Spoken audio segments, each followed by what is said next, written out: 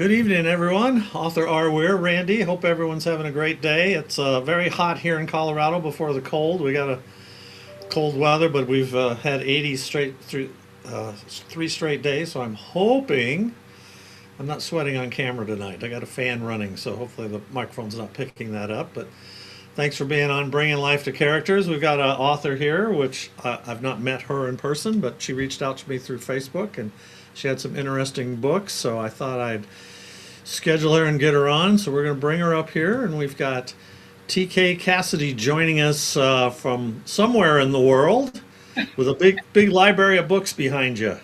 Yeah, I'm in Missoula, Montana. Azula, Montana. So how far north is that? Missoula is about maybe an hour from the Canadian border, Pretty right close. pretty over by Idaho, pretty close to Idaho. Not maybe an hour from you. And you've got you've had a pretty dry, unnormal winter as well as we have had in Colorado, at least in where I live.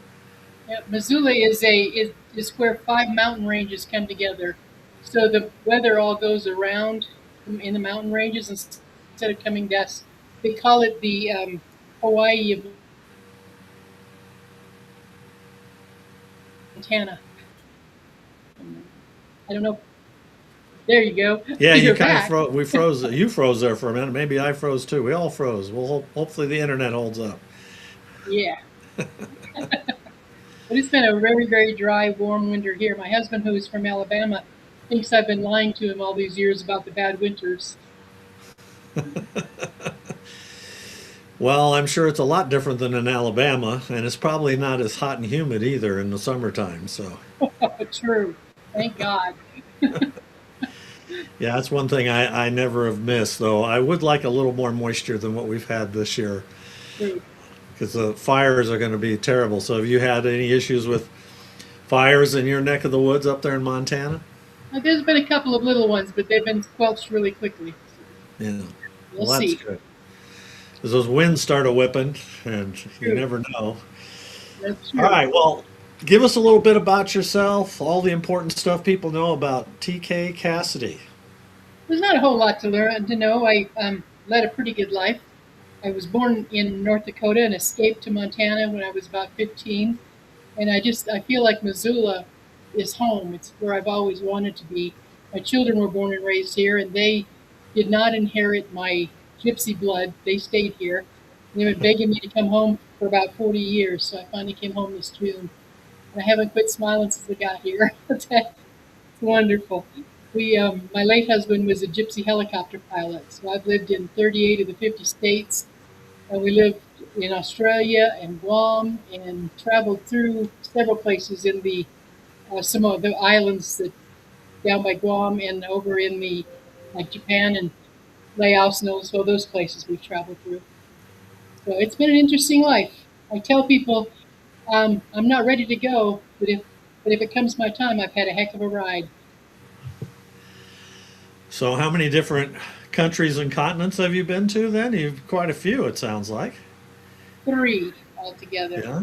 The only one I really truly want to get to, I haven't gotten to yet, but that's still on my list. I'm And which one? Irish. We can trace up my ancestors back to the Druids in Ireland, and I'd love to go over there. Yeah, I know. that would be great.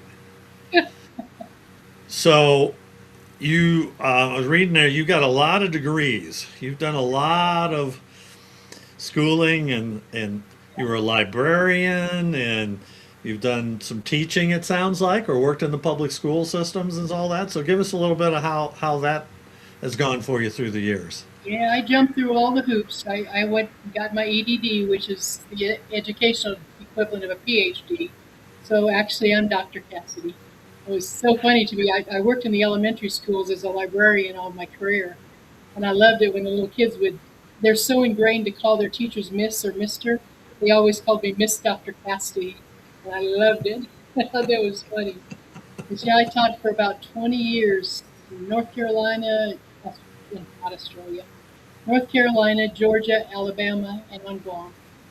Yeah, loved every second of it. I'm one of those people who, you know how you say if you have a job you love, you never work a day in your life? That was me. I truly thought I would die. decided to retire instead And write books. and write So, books. Yes. and write books. So, what ages in school did you deal with? Were you like a grade school, or did it vary? Elementary, five, usually pre-K to five. And that was a kick and a half to watch those kids grow from little sniveling babies, needy things, to almost adults. It was just wonderful to watch them grow and guide their reading habits.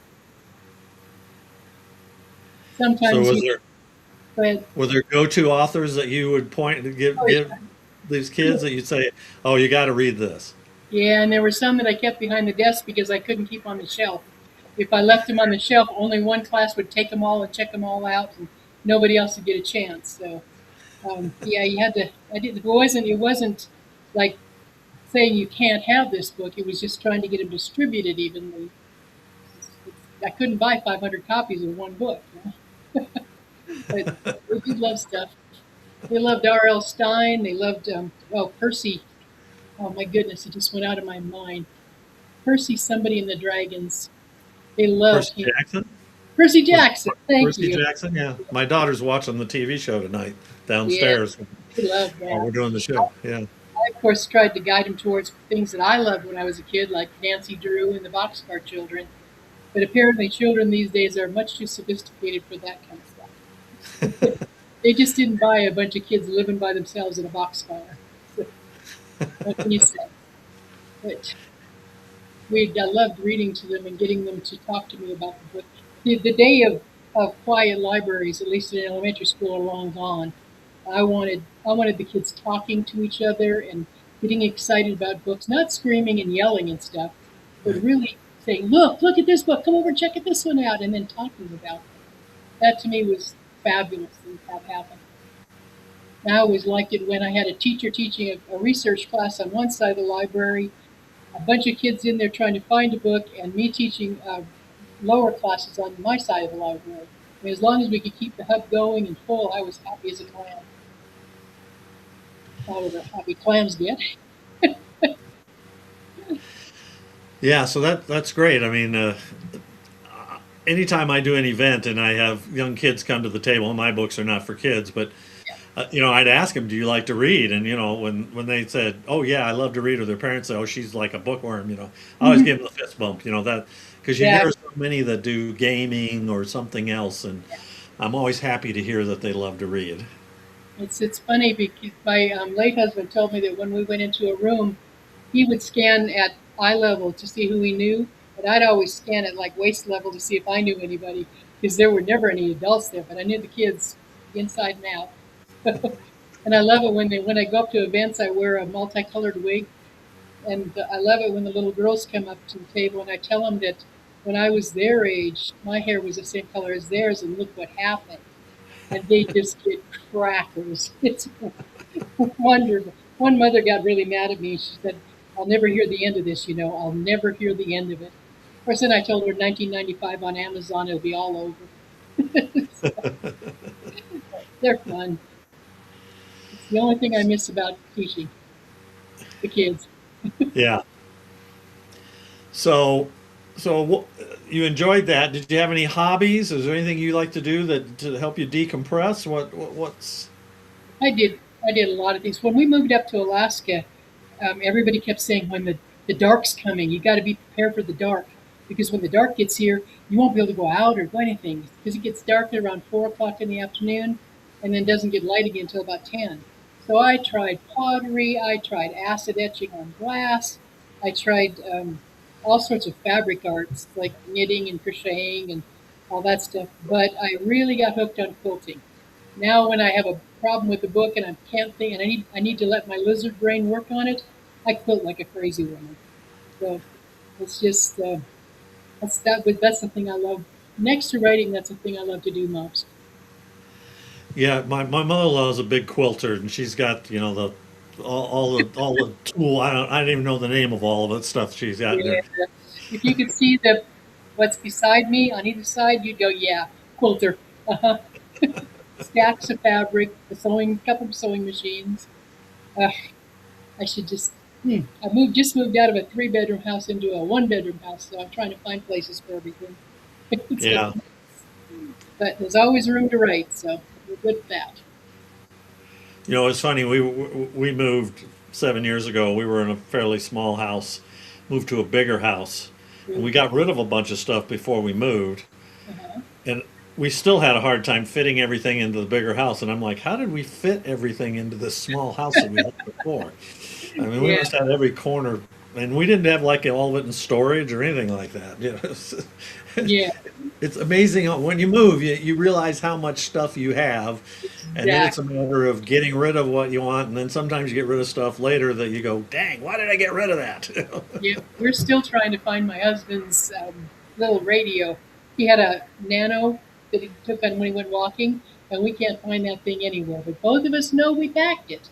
It's here somewhere. We'll find it. Well, those are pretty small too, Yeah, so that could be yeah, in a lot of places. So. yeah. It could be. I just don't know where it is.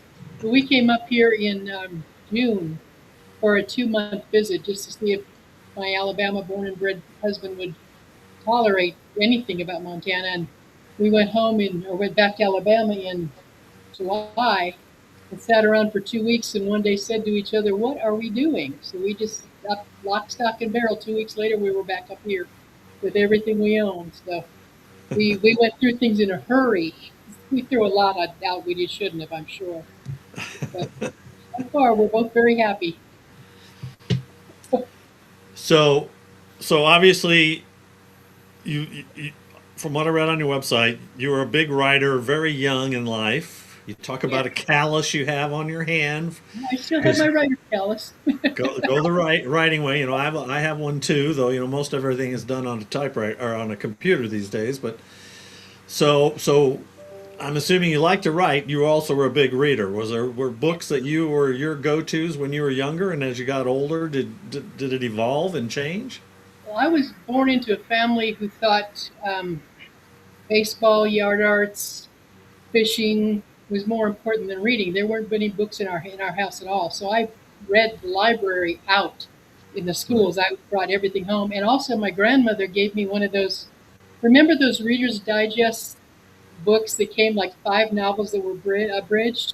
I Yeah. read those things voraciously. And they were always coming in from outside and saying, "Get out here and play with us. Put that silly book down. What are you doing in here?" Dragging me out. So I'd go out and play for a few minutes and then I'd sneak back to my book and I'd be just happy as I could be. And they just never understood me. I really think I got dropped in the wrong family somewhere along the line. I'm very different from most of them. But the minute my mother put this little yellow stick in my hand, and it had a black thing on the end of it, and the minute she showed me how that made marks on paper, and those marks meant something, I mean, Katie barred the door. I was off and writing. I kept journals from the time I was 6 or 7 years old, just little things I heard or little things that I liked. And I can't even remember when I didn't read and write. I'm sure I couldn't at birth, but it wasn't long after that. Do you still have some of those early writings stocked away somewhere? Unfortunately, I wish.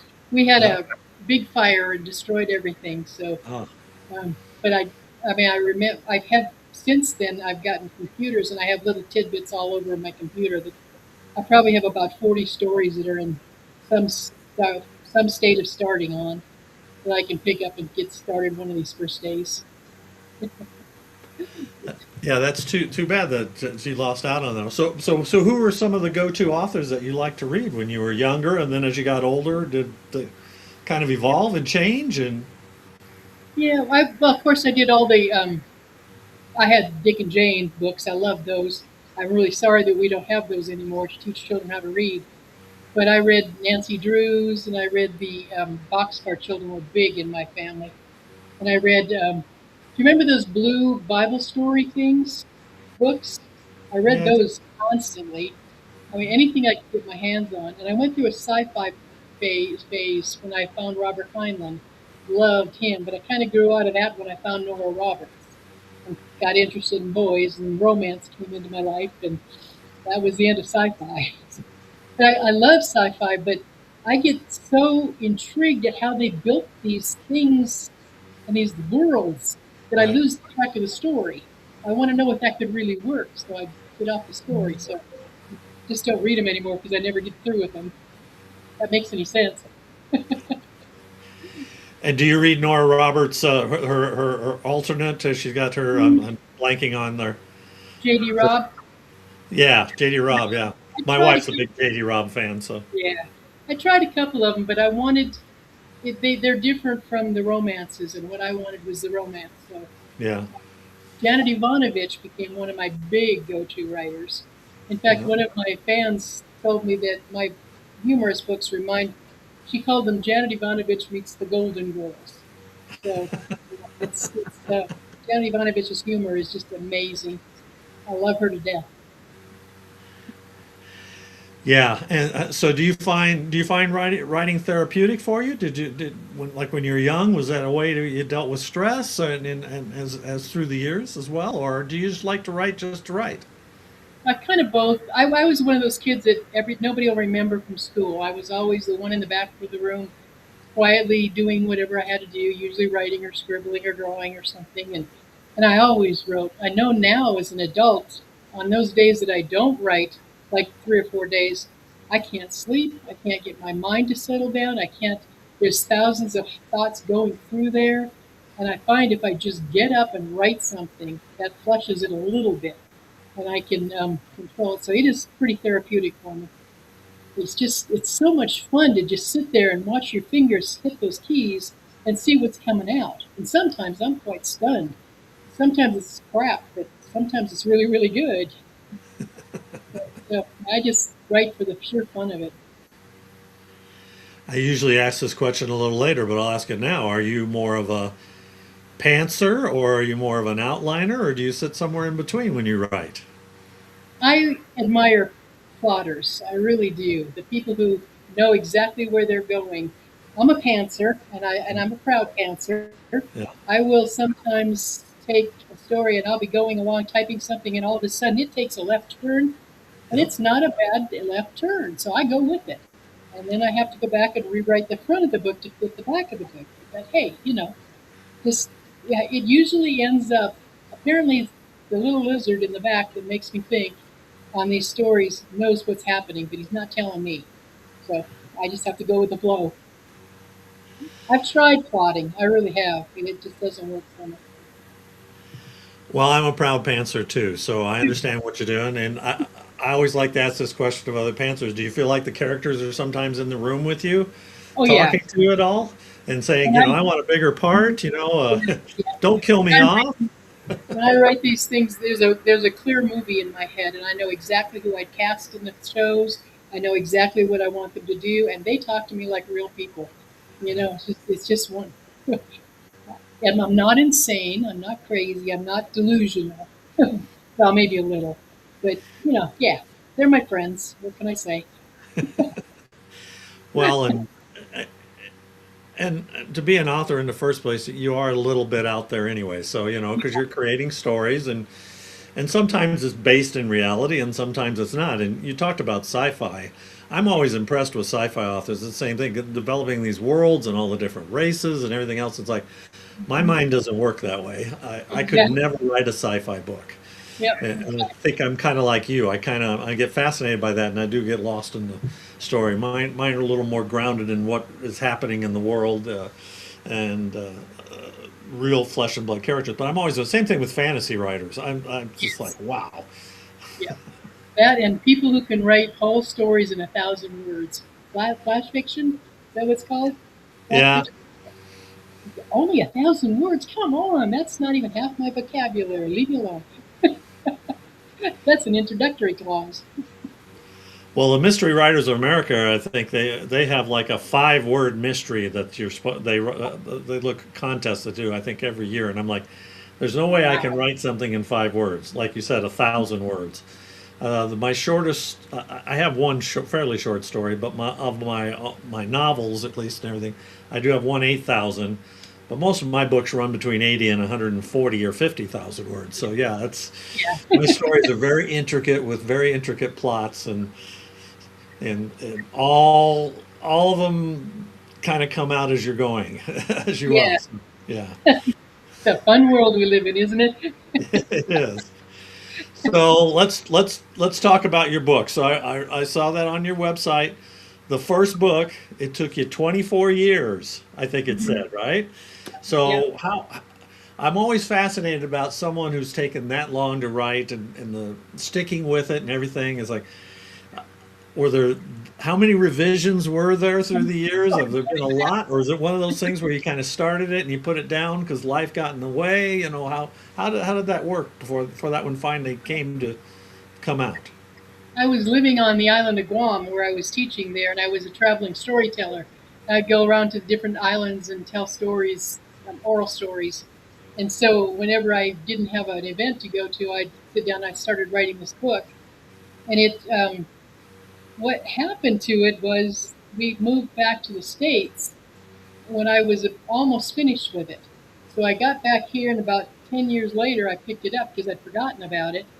And I started to write it out, I finished it, and I sent it to a friend. And this is before email, so I sent it to a friend to be my beta reader. And she had sent it back to me, and I made the first maybe 2 chapters, 3 chapters of changes, and then we moved again, and I lost those few chapters. Oh, So when I started to look for this book again, here I have a manuscript, a physical manuscript, short of the first 2 chapters, and I can't find it. And so I started rewriting it, and then I realized I had already put it on my computer, and it was 500 Year Love, the book that's my only romance at the moment. So that's the one that took me 25 years to write. it, it, um, I read a Buddhist saying years ago that said that when you meet your soulmate, it's a relationship 500 years in the making. So here in this book, I have 2 characters that keep missing each other through the centuries until they finally click. And I don't ever tell anybody what happened in the end of the book because it quite surprised me as well. So that's how 500 Year Love came and took 25 years to write. and when did that come out finally?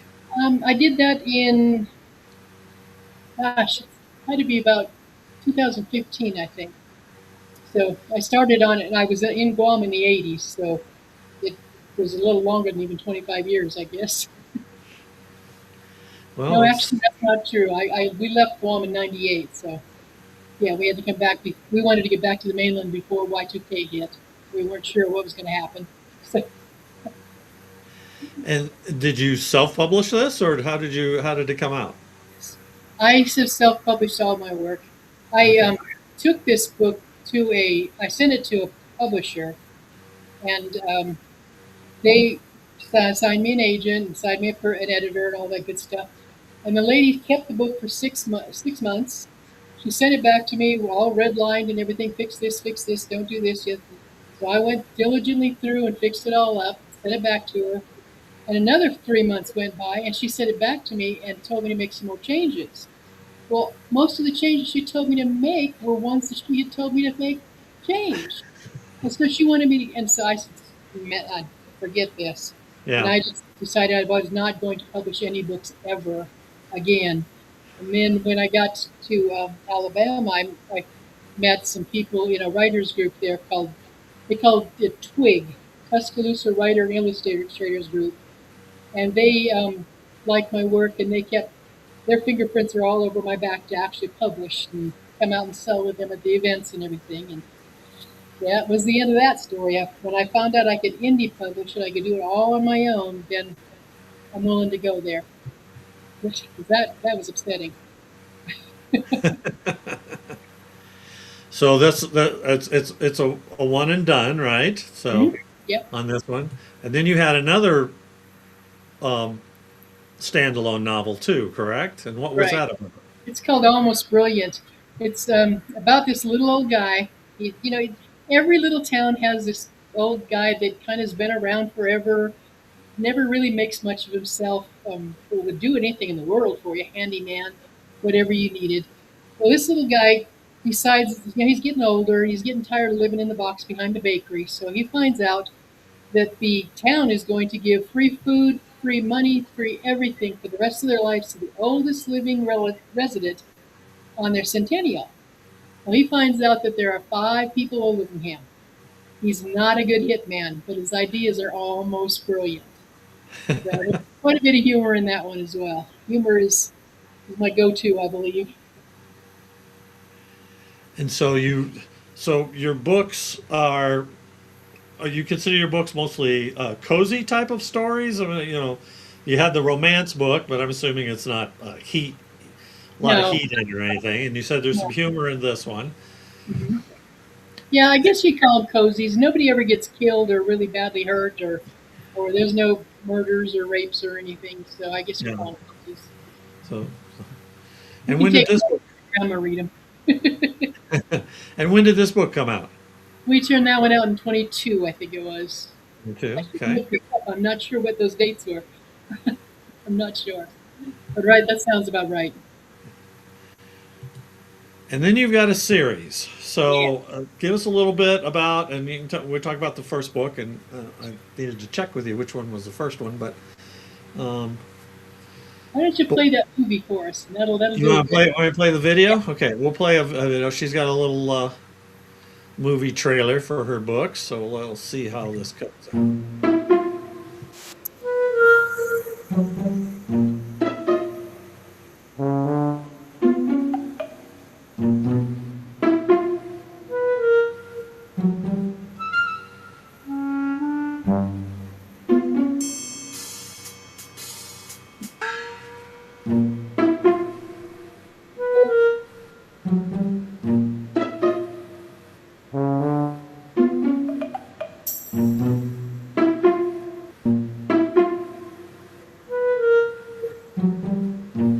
Whoops, It's going too many around things going. Got too many things going there. There you go. So that was created by John Ryland, another author that you and I both know, and he did that for me. But it perfectly tells the story of these 70-year-old sisters who run out of money and they have to find out their father left them a big debt, and so they have to go back to what he taught them as children, which is cat burglary. Who'da thunk it? 70-year-old cat burglars. And it's called Who'da Thunk It and the Girls. And that one is being made into a movie. It'll be out next year sometime. I'm very, very excited about it. Like we talked about characters talking to you earlier. I firmly had Kathy Bates as the youngest sister and a lady named Diane Weiss as the middle sister. And I, I don't know for sure who the older sister is, but man, I had these people perfectly in mind when I was writing this book. Of course, they're way out of my our realm to get as actors for the films, but we can hope. Know, I mean, I only want to ask Sam Elliott and Mark Ruffalo, those kind of guys in there. But we do have an A-list director who's done things like Queen Bees and Mad About You and Coach. His name is Michael Blairman, and he is definitely taking care of the project. Well, that's good because yeah, these book movie projects get turned into books can take many years of going through. Sometimes change of directors, writers, all that. Studios, it jumps around sometimes, just depends. So, when I was at the Tucson Festival of Books, Reed Farrell Coleman was talking about that, and he says, "I don't really care. I just get the check and I cash it." So And he that says, was once the check shows up, just cash it, and yeah, everything else will take care of the rest. So, that's what I had that discussion with the people who brought the lady who read the Audible book loved it so much she took it to Hollywood, and so when she found that those producers and we talked, I told them that I was going to take a page out of Nora Roberts' book, and Nora Roberts said, "Once you pay for it, do it with it what you will." So that's all I do. We're waiting for the residuals to come in. that's right. But So, were these women that were in this story, are they based on anyone you knew? well, I found a card. This is kind of like the 25 years to write things. I found a card in a stop one day with three little ladies sitting on a bench in what looked like a train station. And they're obviously sisters, if not triplets. And one of them was looking in a purse, and the other one was looking with her, and the other one was kind of lollygagging off in midair. And I could so clearly see the oldest sister, the middle sister, the one in charge, the one that kept everybody smooth, and the troublemaker. And that just preyed on my mind for months and months and months. I still have the card that I keep in my desk when I'm when I'm writing. And so that started the whole thing. And then I have three aunts who are wonderful ladies, just amazing people. One of them has passed, but the other two still do ride their bikes, and a couple of them they go hiking all the time, and they're always on the go.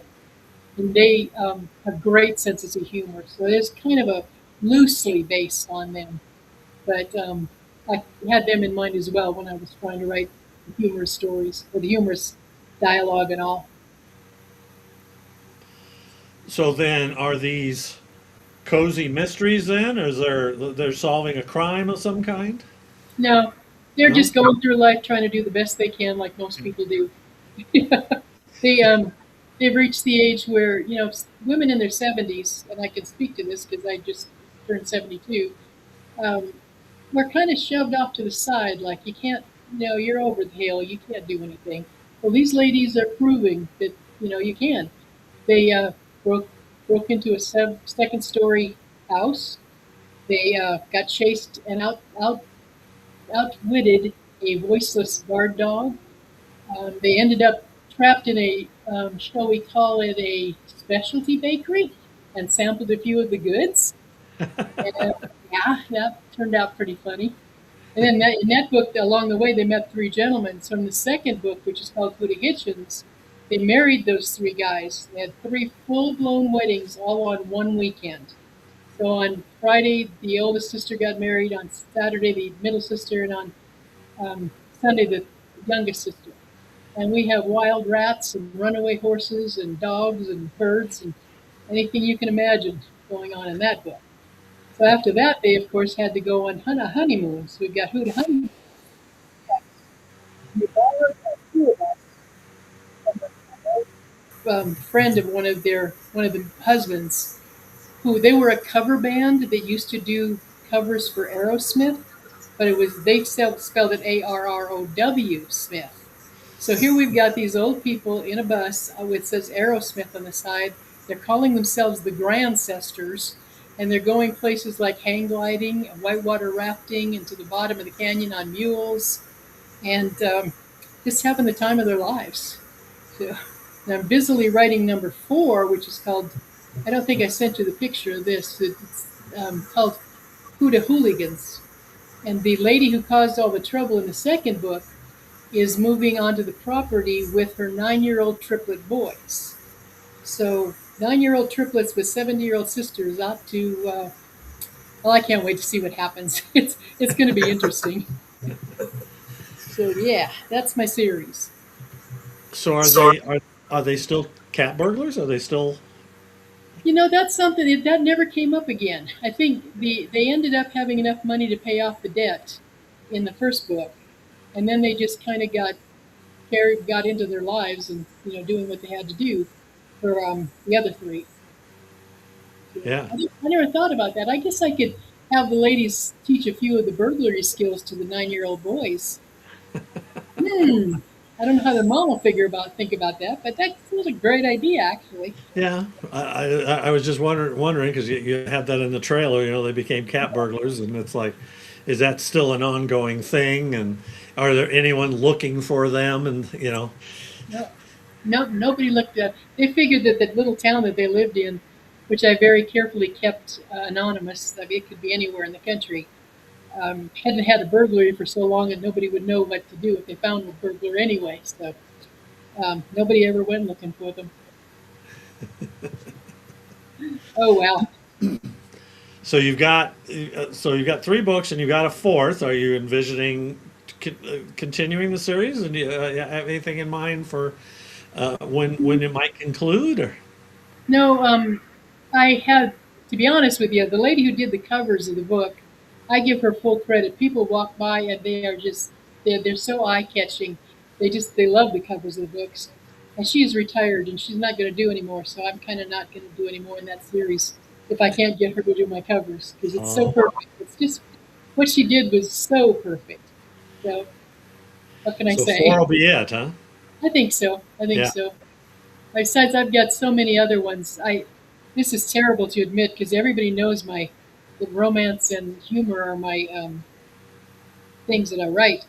But I've had a serial killer novel driving me crazy, keeping me awake at night. And so um, I'm thinking I'm going to have to write that pretty soon because he just will not leave me alone. And I'll have to do it under a pseudonym, I'm afraid, because my peeps are not going to like it. I promise you. Different name, yes. When it's like Oh a yeah. big twist like that or a big change, yes. Yep.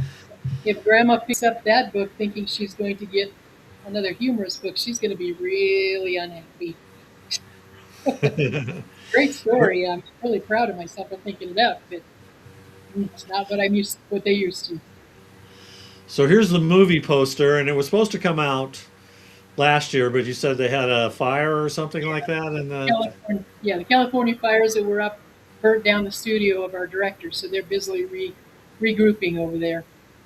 And did they they lose decided some of the footage that they shot too, or they haven't started shooting yet. They're just okay, casting, right? So gotcha. but they decided Who to Thunk It and the Girls is too long, so it's just going to be called Who and the Girls. I personally don't like that because I think Who to Thunk It is that's a saying I grew up with, so I think it loses some of its emphasis. But I'm bowing to the greater knowledge.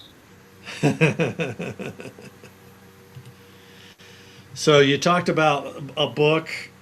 That's one of the questions I asked, and you already mentioned it. A book you want to write that you haven't written yet. You talked about the serial killer book, which is interesting because I've had a couple of serial killer books, and there are certain chapters, and I'd write chapters from the serial killer's point of view, and those chapters would keep me up at night. I would have to get up and write them and get them out of my head until I had the next scene of stuff.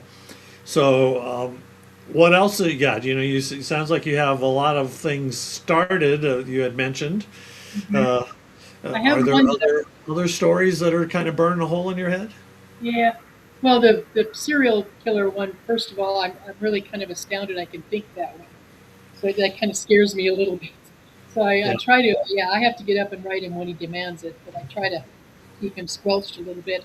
I have a book called 13B, which I really want to do again. When we lived on Guam, we lived above a shop, and there were a row of apartments up there. And after we moved out of there, we drove by one day, and the door was just a little bit open. And I got to wondering who lived there now.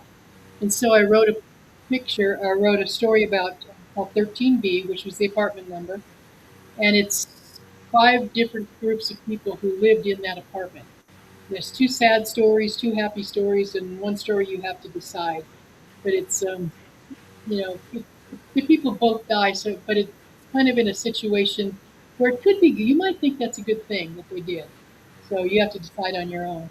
So 13B is in the crossing, and I've got a one called the Confusing of Holy Dawn, which is about a young girl out of college who gets she's a CPA and she gets hired by a big old company in one of those jobs that's too good to be true, and she sees something and they're trying to gaslight her into actually trying to push her over the edge. But that's about as far as I've gotten. I don't know exactly what's going to happen there yet. So yeah, I mean, there's just dozens of them. I did a thing called the Distinctive Clock, which is available on Amazon, but it's a novella. It's about a young lady who lived with her grandmother in a cabin in the Appalachian Mountains, and the grandmother died, and the little girl was there alone in the middle of the mountains by herself. And one day she walked in, and there were cockroaches all over her grandmother, and it drove her out of her mind. And she would hear this distinctive plop, which was the sound of when you step on a cockroach in the Yes. dark. Yes, and so she kind of went off the edge there. That's kind of just my business card says I write whatever catches my imagination next. So you never know what you're going to get with me. So you mentioned on your website too a bunch of magazine stuff, articles or something you have written through the years. Are any of those out there published that people can find as well? Well, you probably not. What I did was I got hired by the gentleman who had the television station there, wrote a TV Guam magazine on the island of Guam. And he was a big promoter of reading. He thought people watched television too much.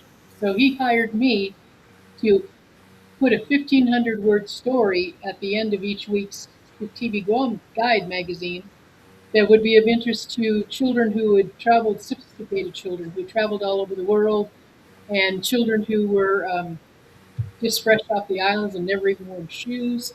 I mean, just something to catch their interest. So they're all based on children's stories or based on the uh, the island stories and tales. And yeah, they're available. I actually talked to a friend of mine who still works at the Library of Guam, and you can get them there. But you know, I don't know if you'd really go that far. If you Really got to really, look for them. yeah, if you really want to, I've got them typed up. You can ping me, and I'll send you a couple.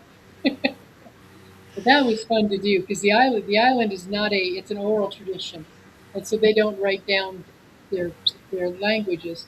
So I took the stories that I heard and I turned them into stories that were about for children, and they actually gave me what they call the Magalahe Award for that. And that's kind of like the Oscar of Guam. It was to celebrate the the humanities on the island. I'm very proud of that thing. Of course, it's a tall, semi-naked statue, so I don't take it around anywhere. I do have it. It's prominently displayed in my living room. So, how do you feel your writing has changed through the years? Do you think it's evolved? The way your process works? How has that changed for you, if at all? I think I'm more before when I first started writing the stories, they were kind of surface level, and there wasn't too much depth to them. But now I'm getting more into the thinking processes of my characters and getting more detail into the background. And I was kind of hurry up and get it down, hurry up and get it down. And now I want to build these stories, and I want to make people understand the people and like the people, and maybe make them friends of theirs as well. And I want them to feel like they're in the place that the people are. So a lot more detail, a lot more sensory, paying attention to sensory things. But I still just plug away. I would love to be one of those people who gets up and writes from 9 to 12 and takes a nap and has lunch and then writes from three to six and all that stuff. But now, most of the time, I don't get to bed till around 5 o'clock in the morning because I've been writing all night. That's my prime time is in late in the evenings. So, So, do you feel like are you? You kind of mentioned this before. It didn't sound like you're one of those that feel like you have to write every day. You kind of sometimes I'll write. I've been known to sit down and write for 11 or 12 hours at a time, and then not write for another 3 or 4 weeks. But yeah. it's just whenever I need to get it out and wherever I want to finish a story. Like this Hoodoo Hooligans, the new one that I'm working on, I haven't touched it since we moved here, but now it's starting to bug me again. And I usually like to release a book in October for my birthday every year, so I'm thinking I'll get it out by October. Well, about halfway done, so hopefully. Yeah. Well, and I don't know if you're like me, but being a pantser too. Sometimes I have a kind of a slow start. First Hmm. few chapters kind of come out, and then it kind of just builds, and then usually when I get close to the halfway, which I think halfway, or maybe even a little less than halfway, sometimes it just goes boom. When I Yeah, see the end, I just kind of go, "Rrr." But that yeah. early part is a little bit of a slog for me at times. Yeah, I agree with you. I had not. I didn't intend to make this a series. I had just written the Huda Plunkett book, and I went on a Zoom meeting with a bunch of people in a book group, and they asked for another one. I said, "No, I'm not going to do it. I don't know what to write." And they started spitballing ideas, and Yeah. they came up with such great ones that 5 months later I had number two, and then like 6 months later I had number three. So, um, but I need to go talk to that group again to get anything past four. I'm afraid. I've run out of ideas with the girls. I would love to do another one with the main character in Almost Brilliant. I love that character. I think he's just fun, but I'm not sure exactly where to go with that. But I'll see. You Well, that's never what know. that was the other thing was about, do you have any characters that are crossing over into series at all? Or obviously you have the one series, but I don't know if any of your books have any characters that cross over or maybe might in the future. No, I hadn't thought about that. The mother, of the triplets, the one that ruined the weddings, her name is Margie, and she is about as tall as she is round. About as my brother used to call my grandmother 5'4" any direction you want to measure. And that's Margie's just ebullient. She's always bouncing around. And she's a waitress, and she's happy, and she's up, and she's always trying to help, and she never quite gets it right. and I think she has a story in her, but she's just starting to talk to me about it. So that one may that'll be a standalone, I'm afraid. So would have to be have to work on her. Yeah. All right. Well, we're about 45 minutes in, so I usually get to about this point where the name of the show is Bringing Life to Characters. So I always ask all the authors on the show, what's your secret sauce to get those characters, to bring them to life, to get them to jump off the page that readers like or hate them?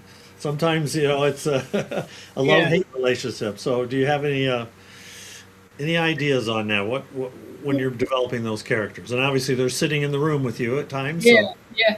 I usually treat them like it's a movie, and I do see the movie going on, and I not only do I write the dialogue and the situations and everything, but then I go back and I have the computer read it back to me, so that if I don't believe it and if I don't want to be there and if I'm bored with it, then it gets changed because I want my nothing upsets me more than to be going through a book and somebody has dialogue that isn't true or describes a place that I've been to, and I've been to a lot of them, that isn't true. That will put me off on a book that fast. And so I prefer to just really focus on actually feeling like I'm living with these characters. And that way, I've been told that my dialogue is pretty good. So that way I know that I'll keep my readers with me. And I hate to upset anybody, but nobody look at, if you read my books, don't look at the Oxford commas. I don't do Oxford commas. I want my readers to stop, pause where I want them to pause, not where somebody says I have to. Can you tell I had an argument with my friend about this just yesterday? That seems to be a big thing for authors. That yeah. damn Oxford comma. So when I got So my doctorate, I said I'd never write nonfiction again, so I can do with it what I want. the characters. I lost my train of thought. What I was going to ask you there, but you were talking about the characters in your book and how they talk to you. The dialogue can be very challenging, and it sounds like you use the read aloud function in Yeah, Word. Is that what you're I using to love that. track to, which I is love finally sounding more like a real person? It really Yeah, aggravates me when it switches back to the sounds like Stephen Hawking's. exactly. Now I do also write. I should have told you this before. I wrote uh, character studies for my set people, so that I know exactly what their hair looks like, their eyes look like. I know what clothes they wear. If I forget something later in the book, I can go back and check and make sure I got it right in the next book. But yeah, I have whole character studies for all these folks. And you pretty much know them once you get done reading those. Some of it never shows up in any of the books, but it's I know that that's what they would have done. You know? Yeah, that's good, and that's I do that a little bit too with the characters. To keep a track. Coming up with names is always a challenge, and Yeah, as well, and I have lists and lists of names I've heard on television or read in the cast that I like that I will use someday if I live that long. do you write them all down like in a little notebook or something, or in the computer? Yeah, and I put them in the. I write them down on the scrap. I got scraps of notes all over the place, and I put them in the computer as soon as I can because I won't lose the computer, but I will the others. And I hear occasionally. I have really exceptional hearing. And I'll be in a restaurant and I'll hear a little tidbit of a conversation out of the corner of my ear, and I love it when somebody cracks me up, and I have to take it home and write it right now. Sometimes I'll go over to the person and tell them I'm an author. I overheard this. I apologize for overhearing, but I want to tell you this is going in my next book because that was great conversation. And so far, they've all been okay with it. I keep waiting for the person to stand up and go, "How dare you listen to my conversation?" But it hasn't happened yet. So but that's a Not big a one. no spy stuff or anything you're overhearing, right? So you're not hearing Not anything. yet. No, yeah, Yeah. there have been some things I wish I hadn't heard, but no, nothing like that yet. So you could write a story, and I'll give you an idea here. You could write a story. It's kind of like Rear Window Ooh, with Jimmy, because he was in the wheelchair and he's watching everything. Instead, you're someone who hears it, hears ah, conspiracy or something, and I wonder if I could make a clairaudient person that hears ghosts and stuff. There's an idea. yeah. So Well, just add to your list of stuff. Okay, I'll put your name in the acknowledgments. Oh, that's okay. And so, what advice do you give aspiring authors who want to get into this crazy business? Well, my favorite thing, and I tell people this all the time when they ask me the question, is my favorite thing to say to them is the only difference between a published author and an unpublished author is one single word, and that word is someday. If you keep saying, someday I'm going to write, someday I'm going to do this, someday never gets here. You got to sit down and do it. I don't care if you start writing a grocery list. Just sit down and start typing, and the story will come. It may take a little while, but a story will come out of it. So that's just plug away. Don't wait for someday and plug away at it. You never know. And Yeah. let people read your stuff. Don't be embarrassed.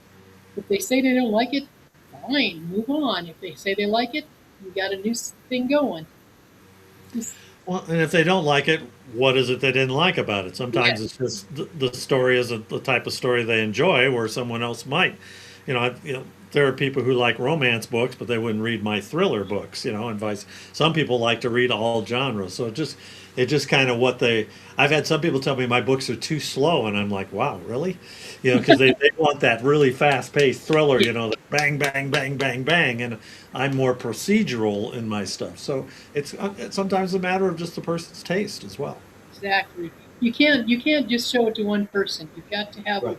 I have 8 beta readers, and it's amazing what comes out of all of these people. Some of them say the exact same thing, and some of them pull out things that I never would have thought of, and Right. nobody else mentioned. But you can't have enough fresh eyes on your books. And I find there's one lady that's one of my beta readers doesn't like my stuff, doesn't like this genre, but I depend on her to tell me that Right. because she'll be the one that said, you got a big hole in this story right here, and here it is, and that's good. That's not a bad thing. No, it is. Yeah, beta readers are very, very helpful. I've had some go, do you realize that like 70% of your characters' first names start with B? Like, Really? I didn't even pay attention to that. I'm like, wow. So now I was like early on, and now I'm always looking to mix up because yeah, you get too many names that are very similar, it can be confusing for readers. So yeah. And one of my favorite beta readers keeps telling me that my characters snicker and snur and um, they make laughing noises all the time, but they're all Oh, the same laughing noises. So I have to go right, back through and change them. But I don't realize it because I'm going so fast. But they right. realize, you know, right away. They realize that. Yeah, you got to have them. They're wonderful folk. Yes, the gestures your characters make and stuff. And I'll ask you this too. You were talking about dialogue. Do you kind of write out all your dialogue like boom, boom, boom, boom, boom, and then throw in stuff in between to break it up, or Yeah. how does that work for you when you're doing dialogue? To me, the idea, and this is kind of like a Stephen King idea, get the story down. Get it in there. Don't edit. Don't fool around with it. Don't fluff it out. Don't do anything. Just get the story down. And once it's down, you can go back and add those things and add that, fluff it out and make more details and everything. And that's really the way I write. If you read the first draft of most of my stories, you'd go, this is awful. But then I get to go back and I get to go fluff it out like I need to and add those details. Sensory details are so important. And also, I'm a big person. I hate the word "it." If you are writing the word "it" in your books a lot, you're being a very lazy writer. Um, if you can say if you see the word "it" in a sentence, and you can say what it what, and you can answer that question, take the word "it" out and put the answer in. That'll be a much stronger story and a much more interesting story for your readers. And I am guilty of it a lot in, in the first drafts. Yeah. So anyway, this is Well, my that's what tip. comes out when you're writing, and that's what that editing process is for. Is Exactly. clean up some of those things because I have a tendency to type, type, type, and sometimes you're reusing the same word in the same conversation too much too. And okay, I need to find a different way to use that same word. I don't want to have that same word bang, bang, bang. Hmm. Though people do talk that way sometimes too. You So do. you Yeah. you I do will, want to have a little bit of that in there. That's the one caveat for my it complaint is in dialogue it's fine because that's the way we speak. I Right, mean, you can't you can't change it from the way we speak, but it's in the sensory stuff, in the writing and the description that you need to watch it. right. Yeah. So, do you have any marketing tips for people who want to get into the business? I hate marketing. I hate marketing. I hate Yes. marketing. I actually hired a young girl recently. She's fresh out of marketing school and has some really good ideas, and I can afford her. And so we're working on things to try to get it moving. So I'm going out to a lot of my peeps are at craft fairs and country fairs and stuff. You know, full of the people that like to go to those are also the kinds I'm writing for. So I like to go out to those places, and I like to go out to senior living homes and talk to the residents there and everything. But she's done some things that will, so I can kind of back off from doing that and get more sales online and do more marketing towards getting the books moving on Amazon and all of these things. So she's coming up with some good stuff. If you can afford it, a person who knows what they're doing and can and sees your image and sees your vision is a really good thing to have on your side. So, I mean, that's not very much good advice, but it's the only thing I have. It's just such a different way of thinking than when you're writing, and me switching back and forth is just killer.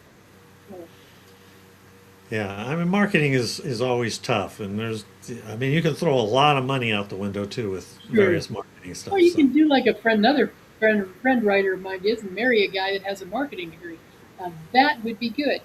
I couldn't afford him. No way I can afford him.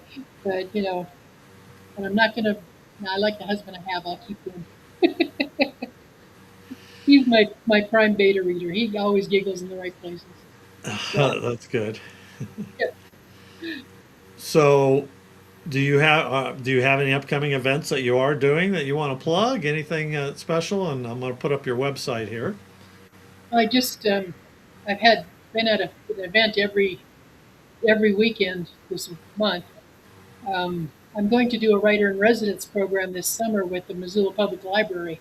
They have a great program down there with lots and lots of things about writing, but it's almost all for kids and teenagers. There's hardly any adult stuff. So I got to talking to the program director, and we're going to try to do a um, so you want to write your memoirs type thing. How do you get started on your novel? What can you do? Just the basics of how to get started in writing. We're going to do that this summer. Um, I've been a couple of Easter events the last couple of weeks. Where else am I going? I was in East Helena on Saturday. I'm going to Hamilton on the next Saturday. I'm going to be at Barnes and Noble on the 11th in Missoula. Those are the only three. Those are the only ones I can think of at the moment. Yeah, well, that's good. Yeah. So I've got your website here, and I looked on your website. You do have a shop where people can purchase books. Yes. I'm assuming paperbacks, signed paperbacks as well, and Yep. The only place you can get signed paperbacks or personalized signed paperbacks is through my website or at one of the events. But you can also get them on Amazon. They're on. Let's see, where else are they? Amazon. Yeah, I guess that's it. I don't really go for too many different places. Barnes and Noble has them here. A couple of local bookstores have them down around here as well. So I'm slowly because we just got here in June. I'm networking and building up my network again. So they'll be out in a lot of different places soon. I'm gonna try to come down and visit my friend who lives in Denver and do a couple of events down there this coming summer. We'll see what happens. so are your ebooks just on Amazon, or are you wide? Are you on various platforms? Ingram Spark is where I do my self publishing, Okay. and they do some marketing as well. And of course, I have the Audible books. The first one's an Audible book, and the second one's being made into an Audible right now. But that's really my extent at the Yeah. moment. This girl I hired, she's working in the other platforms for me. Well, great. Well, yeah, your website is definitely the best place for people to contact you as well if they had questions. I also live on Facebook, so Oh, do you? Yeah, that's right. Actually, where we kind of cooked. You had sent yeah, me a message exactly. on Facebook. Yeah, My personal page and my professional page have gotten kind of muddied. So if you don't be surprised at what you see on there. Yeah, well, and Facebook is, Yeah, very, very difficult sometimes to navigate just because of all the political stuff and everything that's on there these days. we So don't do for an politics. author to stand out, it's really really can be changed. I don't even do Twitter. I still call it Twitter, but I don't even do that anymore because it's just a Well, mess. So, from what I understand, Facebook is for our age group. Twitter is for like the kids and everything. The Instagram's for the middle people. So I yeah, mean, I tried to do Instagram, but I can't think of enough things to say is often enough to do it. So you'd think that wouldn't be a problem for a writer, but it is. yeah, yeah. So. All right. Well, we're just over an hour here. I think we covered everything. Was there anything else you wanted to talk about that we didn't talk about? No, I think that I can't think of anything we missed. Pretty much solved the world's problems as far as my writing is concerned. I enjoy chatting with you. This is Well, great. yeah. Thank you. I appreciate you being on the show, and good luck with the next book. Thanks. when Thanks. when you finally get organized in the house and get going again, I'm sure it'll just pop right out there. Oh, I hope so. Yeah. I finished the quilt that every year I give away a quilt at my events, and I finished that one that I'm going to do this summer just about 5 minutes before we got on the show. So now I have nothing to do but write. So hopefully it'll be done. All right. Well, thank you, TK. Appreciate you being on the show, and we'll maybe chat with you through Facebook. Excellent. Thank you so much, Randy. I appreciate you letting me Yep. do this. Yep. All right. Thanks, everyone. Appreciate you watching tonight and on the recording here. And next week on Tuesday night, 4/7, I will have Amy Shannon. Amy Shannon is an author, and she's a big book reviewer. She's reviewed all my books, and been wanting to get her on on the show. I've been on her podcast a couple times, and get her on here, and we're going to talk what she looks for when she's reading a book, because she posts 2 or 3 reviews on her website every week, or every day. So she's a big book reader, so it's going to be fun chatting with her. But take care, everyone, and we will see you next week.